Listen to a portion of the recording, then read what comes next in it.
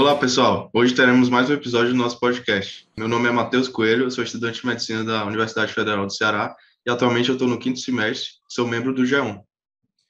Olá, pessoal. E eu sou Matheus Leite, também integrante do G1 e estudante de medicina da UFC. Hoje a gente vai ter uma conversa com a terapeuta Daniele Castro Branco sobre cuidado humanizado do paciente oncológico, que é o tema do 14º episódio do G1cast. Antes de tudo, vamos conhecer um pouco sobre a nossa convidada, certo? Daniela, ela possui graduação em terapia ocupacional pela Universidade de Fortaleza. Ela também tem pós-graduação em oncologia pela Estácio. E, além disso, ela fez pós-graduação em gerontologia também pela Universidade de Fortaleza. Atualmente, ela é gestora da Associação Nossa Casa de Apoio a Pessoas com Câncer. Primeiramente, a gente gostaria de agradecer a Daniela por ter aceitado o nosso convite. Daniela, gostaria de começar por como surgiu a Associação Nossa Casa e qual era a pretensão inicial desse projeto. Antes de mais nada, eu queria agradecer o convite, falar que é uma honra estar aqui participando desse podcast. Eu venho acompanhando já os outros podcasts e acho a ideia fantástica. A informação que vocês têm passado realmente é de muita qualidade para todo mundo que tem a oportunidade de escutar. Então, assim, a Associação Nossa Casa, ela foi fundada em 2004. Nós somos uma instituição filantrópica e ela nasceu da união de esforços dos profissionais de saúde do CRIO, de alguns pacientes e voluntários que se sensibilizaram com a forma como esses pacientes chegavam até o Centro Regional Integrado de Oncologia para ter o tratamento do câncer, Então, a gente nasceu praticamente dentro do CRIO e o que acontecia? A gente está fazendo 18 anos agora, esse ano. Então, há 18 anos atrás, a maioria dos pacientes que vinham fazer tratamento no CRIO eram pacientes advindos do SUS, a grande maioria deles. E por esse paciente ser SUS, ele chegava para o tratamento, mas só o tratamento em si não era o suficiente para ele, porque ele trazia junto outras necessidades para serem atendidas, junto com esse diagnóstico do câncer. Então, esse paciente ele precisava de um local para ficar, porque muitos eram do interior do estado, também precisavam de ajuda com o transporte, ajuda também com a alimentação, e também precisavam de orientação em saúde, com relação a entender um pouco mais sobre o câncer e toda essa jornada do paciente. Então, a associação ela nasceu dentro desse contexto, para poder acolher esse paciente de uma forma mais integrada, e chegar até onde o CRIO não conseguiria chegar enquanto uma empresa privada. Então, a gente nasceu para atender essas demandas mais sociais desses pacientes, Então, o CRIO já tinha uma casa de apoio e, a partir da criação da associação, a gente passou a ser responsável pela manutenção dessa casa.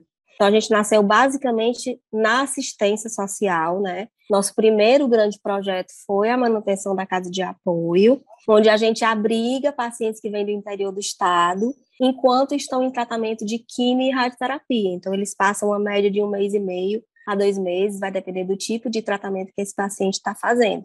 E aí, nesse momento, a gente ocupa um papel muito importante, que é de ser uma rede de apoio para esse paciente e para essa família também, nesse momento tão delicado de descoberta de diagnóstico, Muitas vezes o paciente sai do interior, vem para Fortaleza, passa pela consulta com o médico e naquele momento ele descobre que vai ter que fazer uma radioterapia, ele não entende muito bem o que é, muitos chamam de banho de luz, ele se depara com a necessidade de ter que ficar longe de casa, numa Fortaleza, numa cidade grande, e precisa de um local. Então, nossa grande bandeira é esse tratamento humanizado e acolhedor dentro dessa casa, garantindo a hospedagem para esse paciente. Entendi, Daniele. O câncer ele representa uma problemática muito complexa, Não é só a doença em si, há o aspecto social da doença, há muitas coisas que precisam de um cuidado mais integral. E a gente percebe que a Associação Nossa Casa, ela de fato oferece um cuidado muito, muito completo. E aí me vem a dúvida, quais são as especialidades profissionais que atuam na instituição? E também, de que forma a associação ela atua para prestar o suporte necessário aos pacientes que estão com câncer? Certo. A gente tem um grande apoiador, que é o CRIO, e por conta dessa parceria, nós conseguimos oferecer um tratamento multidisciplinar para os nossos pacientes. Eles são atendidos pela psicologia, terapia ocupacional, nutrição, fisioterapia, fonoaudiologia, enfermagem e também pelo serviço social. É o serviço social que faz essa triagem dos pacientes que têm o perfil para ficar hospedados na nossa casa de apoio, até porque a gente não aceita acompanhante, o paciente ele tem que ficar só, para a gente conseguir hospedar mais pacientes, ter mais vagas, e esse paciente ele tem que ser independente, ele tem que ser responsável pelo seu cuidado, né? Se for um paciente que está mais debilitado, ele é encaminhado para um outro serviço. Então, a gente, por conta dessa parceria, consegue ofertar todo esse serviço, e eu fico muito feliz com isso, porque eu sei que, principalmente, quando se fala em SUS, a gente sabe o quanto é difícil, né?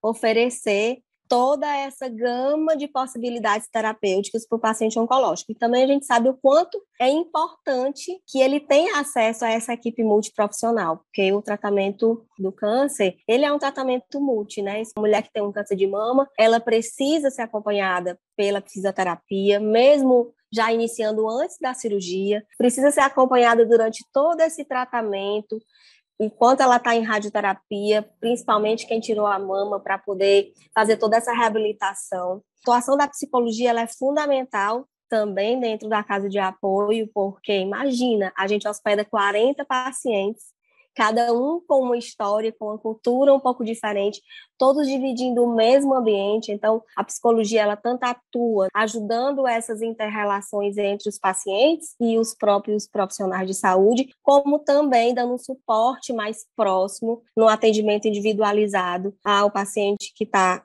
lá sobre os nossos cuidados. Tem a terapia ocupacional, que está todos os dias com eles na casa, trazendo um tempo com mais qualidade, propondo atividades significativas para os pacientes, trazendo o resgate da autonomia e também trazendo algumas reflexões com relação ao retorno ao mercado de trabalho. É um ponto que eu acho muito importante falar, até porque eu sou terapeuta ocupacional, é que o paciente adulto impactado com o câncer, as pessoas se sensibilizam muito com as crianças, mas o adulto impactado com o câncer era quem colocava o sustento dentro de casa. E a partir desse momento, ele, além de se preocupar com o tratamento dele, ele fica muito preocupado com o sustento da própria família. Então, trabalhar essas questões do retorno ao mercado de trabalho, como será? Será que eu vou conseguir voltar para a profissão que eu desempenhava? Vou ter que mudar de profissão? Então, são muitas questões que permeiam todo esse paciente. E poder garantir o acesso a esses profissionais, como o paciente que tem o câncer na região da cabeça e pescoço, o acompanhamento com o fonoaudiólogo é essencial durante todo esse processo. E aí, o paciente que está sob os nossos cuidados, ele tem essa possibilidade, porque ele está lá na casa e os profissionais estão lá do lado e eles podem dar essa atenção mais integrada. E eu não posso esquecer e nem deixar de falar também da nutrição, que tem um papel fundamental para conseguir manter esse suporte nutricional desse paciente durante todo o tratamento. A gente sabe que, às vezes, durante a quimioterapia, ela precisa ser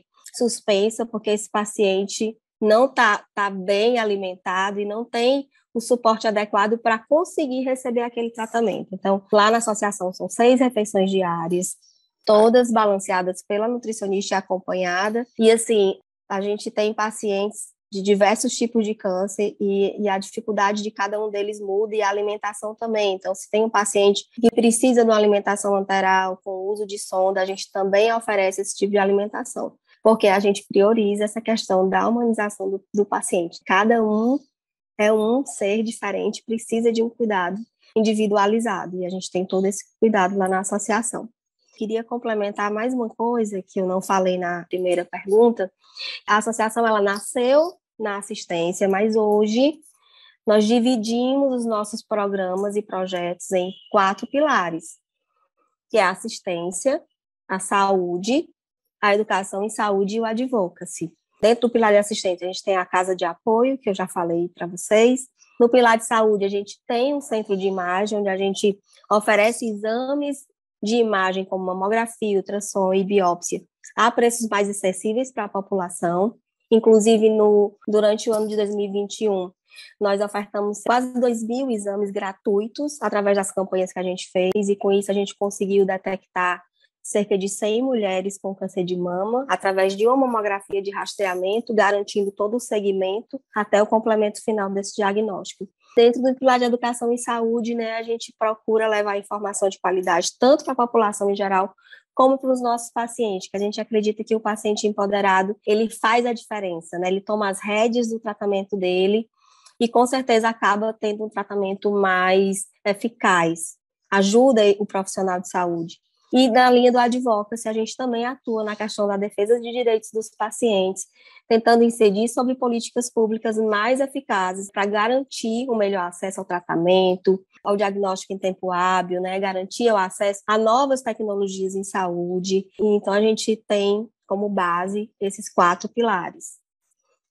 Realmente muito relevante essa responsabilidade na nossa casa, além de funcionar como um meio para um tratamento multidisciplinar, proporciona uma rede de apoio importante, né, para os pacientes, uma inclusão, Sim. de certa forma, em um grupo social que podem ser conscientizados de certa forma, né? Mas ficou uma dúvida aqui comigo, que é como implementar, né, no aspecto mais geral, essa humanização na saúde, né? Quais seriam os benefícios desse atendimento humanizado para o próprio paciente? Sim. Quando a gente fala de humanização em saúde, eu não posso deixar de falar e de citar que existe a política de humanização do SUS, que também é conhecida como Humaniza SUS, que foi criada em 2003. Eu não vou me deter muito a ela, mas é bem interessante todo mundo que trabalha na área da saúde e também no SUS possa ter acesso e estude um pouco sobre esse assunto, para entender o quão complexo. Ela é dividida em princípios e em diretrizes, mas eu tentei fazer um resumo para trazer um norte do que é essa política. A humanização, ela é a valorização dos usuários, dos trabalhadores e gestores no processo de produção de saúde, por meio da criação de vínculos solidários, da responsabilidade compartilhada e da participação coletiva nos processos de trabalho, objetivando a mudança na cultura da atenção aos pacientes. Então, quando a gente fala em humanização, tem que ficar claro que o paciente ele tem que estar no centro do cuidado. Essa é a parte primordial da humanização. A humanização tem como um aspecto muito importante considerar a integralidade do cuidado desse paciente, ou seja, ela prevê a união entre a qualidade técnica do serviço, a qualidade técnica daquele profissional e o relacionamento desenvolvido entre o paciente, a família e a equipe. Então, quando a gente fala em humanização, a gente não pode pensar só no profissional de saúde em si, mas ampliar esse olhar para todos os envolvidos naquele serviço.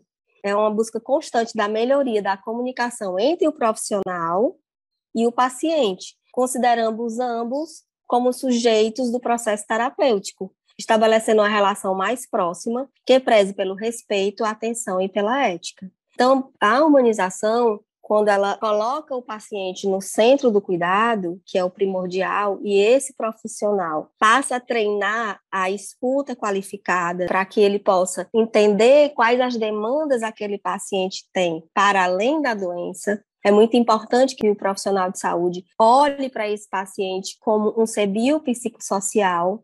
E todas essas questões, elas vão interferir, sim, nesse tratamento e como esse paciente vai reagir ao tratamento em si, a toda essa jornada, né, que é o diagnóstico e o tratamento do câncer.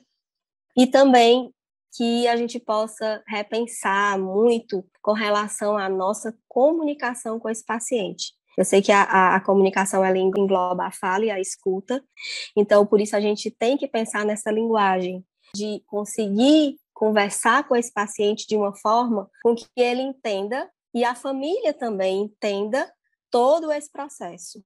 Entendendo aqui a família como rede de apoio que também precisa de ajuda e de atenção nessa jornada, porque ela é o suporte desse paciente no domicílio.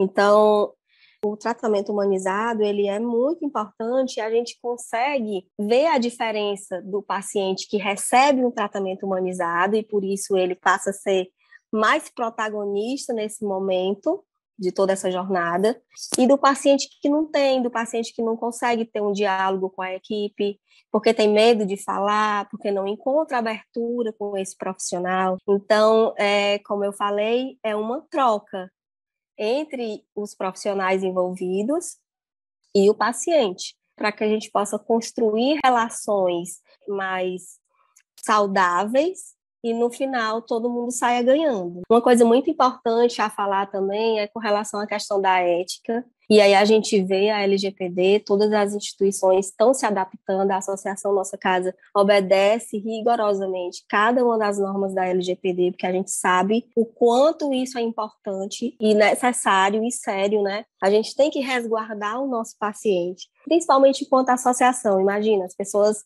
vão fazer doação para a gente, elas querem bater foto com o paciente, elas querem mostrar que fizeram uma campanha e querem doar. E será que aquele paciente quer aparecer na foto? Será que ele se sente bem com isso? Então, a gente não pode jamais esquecer desse importante detalhe. O paciente sempre tem que estar no centro do cuidado e quando ele consegue participar das decisões em saúde junto com o seu médico, o resultado final é muito melhor. Daniele, um dos maiores pontos, assim, do cuidado integral é exatamente colocar o paciente no centro de toda a assistência. Ele é o centro. E como ele é o centro, acaba que a gente passa a olhar pelo ponto de vista daquela pessoa. Quando a gente faz esse ato, quando a gente começa a fazer isso, a gente também começa a analisar as carências desses pacientes, quais são os sofrimentos, o que é que aquele paciente está tendo que passar todo dia. E uma dúvida que me vem aqui, em relação aos pacientes que fazem um tratamento baseado em quimioterapia, em radioterapia, quais são as principais carências deles?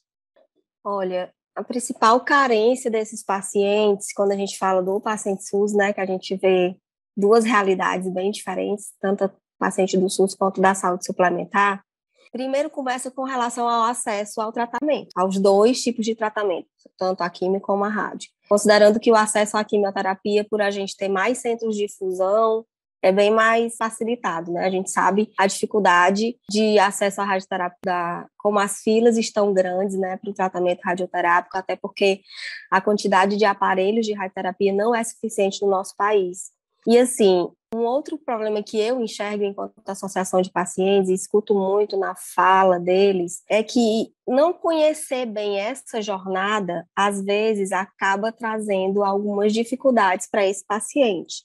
Então, quando esse paciente entende a importância dele aderir bem ao tratamento, dele seguir todas as recomendações do médico com relação a estilo de vida, a alimentação, vai abrir mão da família, da vida dele para vir para Fortaleza e poder fazer o tratamento, principalmente com relação à radioterapia, que é o tratamento diário, então o paciente não pode ir e voltar, ele tem que ficar longe esse período. Então, quando esse paciente consegue entender a importância dessa adesão, tudo fica mais fácil. E aí, quando eu falo de dificuldade, tanto de entendimento, eu também não posso deixar de falar da dificuldade de acesso. Também no ponto da dificuldade de acesso a essas novas tecnologias de saúde que cada vez vem mais surgindo e que boa parte dos pacientes não tem, porque fazem tratamento pelo SUS, né? A gente sabe que existem tratamentos bem mais eficazes que não estão cobertos no SUS e que, infelizmente, esses pacientes não vão ter acesso e, às vezes, não têm acesso nem à informação, não sabem nem que existe essa possibilidade terapêutica para eles. Então, assim, acredito que a maior dificuldade para eles, eu não digo nem que é em relação ao tratamento, acho que a maior dificuldade para os pacientes é chegar a esse diagnóstico. Quando a gente olha para a jornada do paciente, a dificuldade deles é conseguir fechar esse diagnóstico e descobrir é câncer ou não é. É aquele momento de chegar para a biópsia, fazer a biópsia, receber o resultado, conseguir fazer a imunistoquímica, né, para ir para a quimioterapia já com esse estadiamento completo. Para mim, o principal gargalo está aí. Uma vez que esse paciente já fez esse diagnóstico e está dentro do serviço de saúde, já com indicação para cirurgia, químio ou rádio, as coisas passam a fluir. Porque aí ele começa a ter mais contato com toda essa equipe, a entender mais sobre essa jornada, a aderir melhor ao tratamento, e aí sim ele vai ter outras dificuldades, dificuldade financeira, porque é adulto, deixou de trabalhar, está longe da família, preocupado com quem está lá no interior, porque ele não tem mais o salário dele, que ele não está trabalhando, preocupação em como vai ser, será que depois desse tratamento eu vou conseguir retornar para o mercado de trabalho? Isso também é muito latente na vida deles. As pessoas se sensibilizam muito com as crianças, mas quem tem a oportunidade de trabalhar próximo ao adulto impactado com câncer e essa pessoa que é mais carente, que nunca contribuiu com a previdência, que não está coberto por nenhuma questão previdenciária, é muito impactante. Todas essas questões sociais e com a pandemia isso só veio piorar, né? Tudo isso ficou ainda pior. Por isso que é tão importante o papel das associações sendo rede de apoio para esses pacientes, levando a informação de qualidade, mostrando os direitos que eles têm, a possibilidade de acesso a esses direitos. Na associação a gente também tem um plantão de direitos, que é um atendimento gratuito com advogado e assistente social, onde qualquer paciente com câncer pode ligar para marcar até individualizado esse atendimento e tirar suas dúvidas, e são muitas dúvidas, gente, e são possíveis serem sanadas e realmente fazem a diferença. Quando esse paciente entende que ele tem uma rede de apoio e que ele não está sozinho, tudo fica um pouco mais leve. A senhora mencionou essas dificuldades, né, essas carências dos pacientes e o próprio fator pandemia, né, que piorou todos esses aspectos. Eu gostaria de saber de que forma a pandemia afetou, né, esse cuidado humanizado. Olha, na minha opinião, a pandemia impactou diretamente o cuidado humanizado, porque tudo teve que ser repensado. As consultas foram repensadas, né? Algumas passaram a ser online, teleconsulta. Foi muito bom, é um avanço para a gente, mas para o paciente, esse contato com a equipe multiprofissional, com o médico, ele é de fundamental importância. Essa questão de apertar a mão, de poder abraçar, de poder estar perto, de vir para a consulta e trazer o familiar junto. Com a pandemia, tudo isso mudou. Então, assim, por conta do distanciamento social, né, da gente ter que manter esse distanciamento e todos esses cuidados para não estar contaminando uns aos outros, o que foi orientado no serviço de saúde? Que o paciente viesse para o tratamento, mas se ele pudesse vir sem acompanhante, ele viesse sem acompanhante, porque era menos uma pessoa na recepção para evitar aglomeração. Então, às vezes pode parecer besteira, mas para o paciente, não é.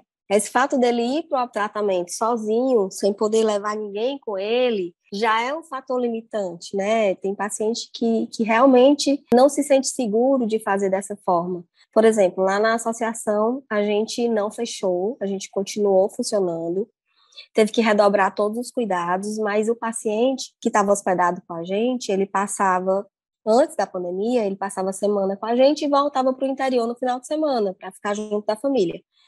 Quando a pandemia chegou, não foi mais possível fazer isso, porque o risco desse paciente vir no transporte lotado e contaminar todo mundo que estava na casa de apoio era muito grande. Então, a partir do momento que o paciente chegava na casa, ele só voltava para o interior quando ele recebia a alta da radioterapia.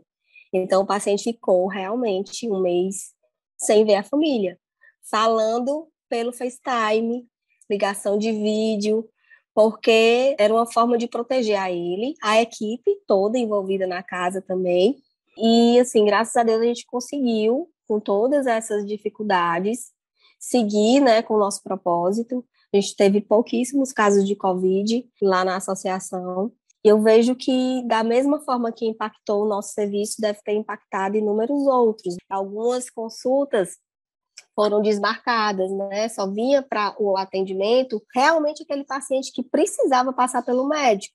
Então, colocaram revisões mais para frente. Os profissionais da equipe multi tiveram que também cancelar suas consultas por conta do contato físico também. Imagina, fisioterapia. Como é que faz fisioterapia tendo que manter o distanciamento?